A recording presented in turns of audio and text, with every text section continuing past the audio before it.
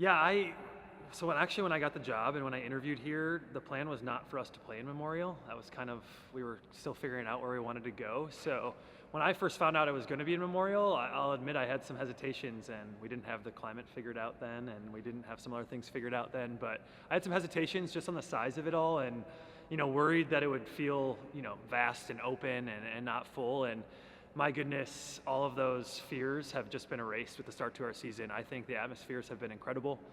The team behind the scenes, our marketing team, our ticketing team, our communications team, and I'm missing people, of course, our fan experience team, facilities, they're just doing such an awesome job. And what I love most about the group that puts on our matches is that they want to make the next one better.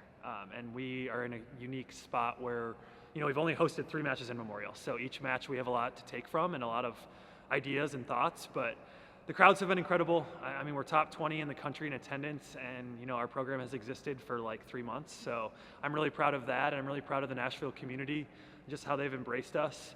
But yeah, if you haven't come to a match at Memorial, come check it out. It's really exciting. It's fast-paced, and kids of all ages are just loving it. So I'm pumped. I'm really pleased with the environments and with the crowd sizes, and can't wait to play in Memorial again. How has your team kind of adjusted to the physicality of SEC matches?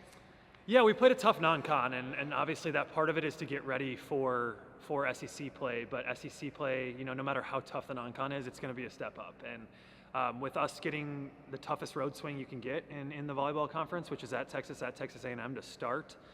A lot of people were like, what the heck, how could they do that to you guys? And whatever, we signed up for the SEC, so we signed up for it. But I honestly think there's benefits to that. Like, our team has now understood what the top looks like, and Texas is absolutely rolling, and A&M's playing really good volleyball. So we got to see what the top of the SEC looks like right off the bat. We also got to play in some incredible environments right off the bat. So in a lot of ways, I think it helped us just understand what the SEC is. But I like our team's mindset right now than I did, more than I did a month ago. I think we're hungrier. I think we have a better understanding of what it takes to be great. And yeah, I think we're in a really good place right now. How good was it to get your first SEC win this past weekend? I think just validation that you're doing the right things. And I think the biggest thing that I was proud of is, one, we've won matches obviously previous this year, but we haven't won them where we've really flexed our muscles like we did on Sunday. And I was really proud of our team for putting the hammer down a little bit. I've been waiting for us to do that. But I think what makes me most proud about the win is the things we've been working on showed up. And that's serving, and we had our best serving match of the season, and when you serve well, it makes everything else easier.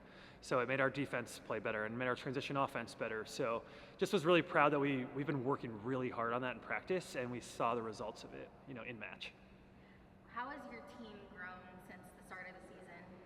Yeah, we've gone through so many emotions with it being the first season. It's just the excitement of getting to be out there. That was the first month was just holy cow, we're playing volleyball again.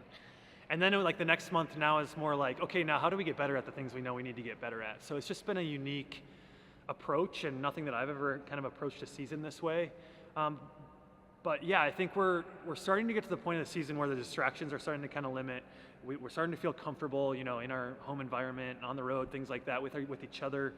And so now it's more about let's fine tune the things we know we got to get better at. And we have KPIs, that we look at every week, and we have kind of determined our goals, benchmarks based on the last 8 teams into the tournament, NCAA tournament last year. So we have a really clear gauge of what we're chasing in terms of statistically. And I think the last couple of weeks we started to make some gains towards that. And again, it's just settling into the season a little bit more. What's been your message to the team as you guys are preparing to go back on the road? I mean, the message over the last couple of weeks has just been, today was great, but it doesn't matter tomorrow. And I know that sounds a little more morbid, but we've been stringing together some good days of practice. And like Reese said, it's been day after day of that was a really nice practice. That was a really nice practice.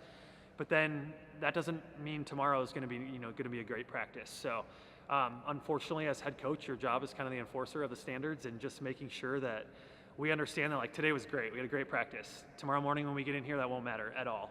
And Auburn doesn't care that we had a great practice on Wednesday when we go to face them on Friday night. But I do think too, just again, given our first road trip being at Texas A&M, our team has a little bit more hope going into this one. And we're playing 2 great teams that are both receiving votes, but it's not quite the gauntlet of that Texas trip. So there's some hope in our group right now that I'm really excited about too.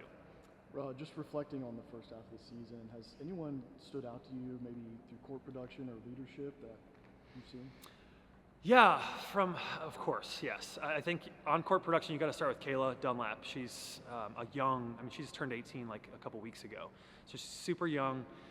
She's growing still. She's, 6'4", 6'5", and is still figuring out her body.